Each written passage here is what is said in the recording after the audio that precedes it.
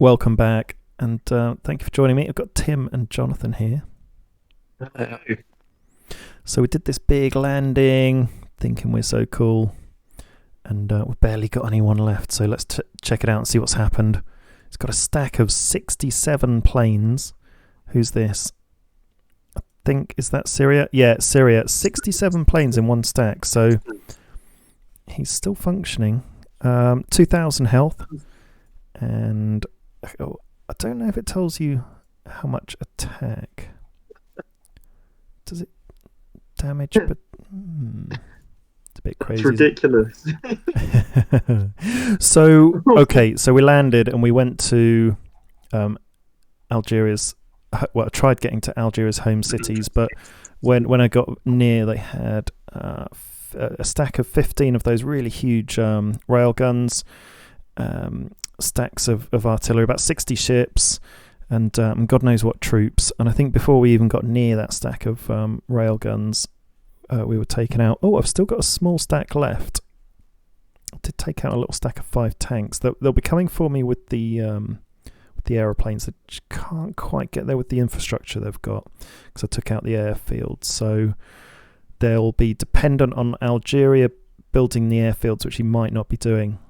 I don't know if Algeria thought he'd won the game or what, which they pretty much have. So all of the units got taken out pretty quickly, diverted away from the home cities because they were just crazily well defended, and made a run for Algeria's capital. But obviously, these planes have smashed my units out of the sky. Sent a few ships as well. Yep, taken out all the ships. So we've just got a few little units left, trying to survive. But from seeing what they've got, Syria alone. Oops, what was that? Oh, I've got a little stack of troops. Okay, they can go down there and annoy them. From seeing what they've got, Syria very quickly got their units to Algeria's home cities, so I'm not quite sure how they managed that. Don't know if they might have been watching the series, or they were able to quickly respond and predict where we were going, and they had the closest army, and they were able to probably sail them down. I don't know, but they were able to mass a huge army very quickly, very powerful. If you can see the 67 planes, I only saw 60 ships, but they probably had more, so let's say 100. They probably had a good 100 troops, if not more. Egypt came in, and they had a fair old few. They were able to get a few stacks in. Nothing from Iraq, but Iraq is focusing on our poor neighbours in the north, where before long I'm sure he'll be pumping loads into the front line. I mean, they're massive. Look at all the land they've got. And I'm going to put all this into perspective now, guys. If you go on... Oh, it's an open application on the coalition. I wonder what this will be. South Argentina, of course you can... No, should we accept South Argentina into the coalition? This will be our final episode, by the way. We're going to put this to bed. What do we say? In or out? Yeah, I mean, If it doesn't really matter either way, so might as what's well. the Go on. situation? We've taken him in, and who is he anyway? Hang on. South Argentina. Where is he? Oh, it's the red one. Oh no. Oh, No. he's gone. Oh, let's kick him from the coalition. No. Maybe if it was North Brazil. Basically, we've not got much of an army left, and this is how you can see it. Oh, we've got some messages on diplomacy as well. If you look on coalitions and go on the coalition list, it shows you the scale. So we've got 409 provinces between us. 760 is our score. But this cartel, the bigger one, of Algeria, Egypt, Syria and Iraq have 2,000 provinces and more, 3,600 score. So they've certainly got like 5 times the volume, the scale, the scope, and we've not got a lot left. We've probably got a little, handful of troops if anything, and they've just got hundreds and hundreds just coming for us. So we're going to call it a day on this game. For that reason, I'll keep playing along. I'm going to say well done to that other coalition.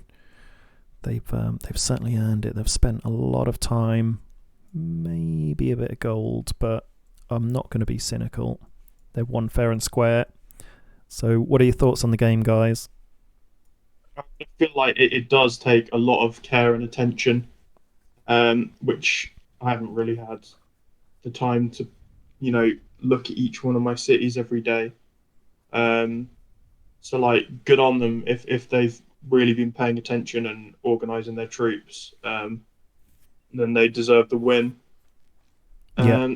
It's proved to be a very big challenge, and it's very different than how I expected. Especially losing all of that land out of nowhere. Yeah, you struggled with them going back behind your enemy lines, and Tim as well, and me at points as well, where you get the runaround, don't you? So you've got to really be quite firm on your front line, and air support as well can help mop up those sort of extra troops that try and duck and dive behind your front lines. It's tricky, isn't it? What I would say about Algeria, Egypt, Syria and Iraq is they spread very well. I mean, they went for it really quickly, and they spread and they mushroomed, and they were able to multiply their resources and really take over all this land. So, and a lot of it is joined by land, so they were able to kind of focus on their land units and really land grab. Syria was able to hop across, and they've done very well. We kind of just stayed on our little continent trying to fight these little battles and never really got anywhere. So, good game, interesting game. I think we prefer Conflict of Nations, right? Yeah, I've really struggled to adjust to the pace of this in comparison. I sort of keep trying to play it in the same way, and sort of I've been struggling to check up on it during the days as well while working. So I feel like you need to check in on this a little bit more often. If you haven't got the build queues. Yeah. I mean, I had the High Command membership, didn't I? Because I wanted to create my own game, but couldn't. The build queues are very, very useful. Well, they saved me loads of time on Conflict, so... You use them on Conflict, do you? Yeah, and they do save a lot of time. Yeah, and you can be that bit more efficient, can't you? Probably get an extra troop out every few days and that sort of thing, which can help tip the balance of power. Yeah. Good game, interesting game. I think you definitely need to. I think it definitely helps being over on a bigger land mass, so you can really try and mushroom against those other players and build your economies of scale and all that. But yeah, we just came up against overwhelming force that it'll be coming this way shortly, and there'll be absolutely nothing we can do about it. And in the meantime, they really are. God, if you actually zoom right out and look at how much land Syria owns in comparison. Yeah, probably about 3 or 4 times our entire coalition put together, or more. Yeah. Well, it's 5 times, isn't it? Their alliance is 5 times more provinces, 5 times more money, 5 times more. Well, it'll be many, many times more units now. They've taken us all out. And if this is just Syria with a stack of 67 planes, that could probably those planes alone could probably just wash through our entire territories, let alone what else is coming from the other 3 alliances. So it'll be a tough one, but that's the game. I hope you've enjoyed watching. We're going on to Worms WMD next, and then we'll do another series of Conflict of Nations. So stay tuned, and we'll be back live and direct. And for this series, it's goodbye from me. It's goodbye from me. Goodbye from me. Over and out.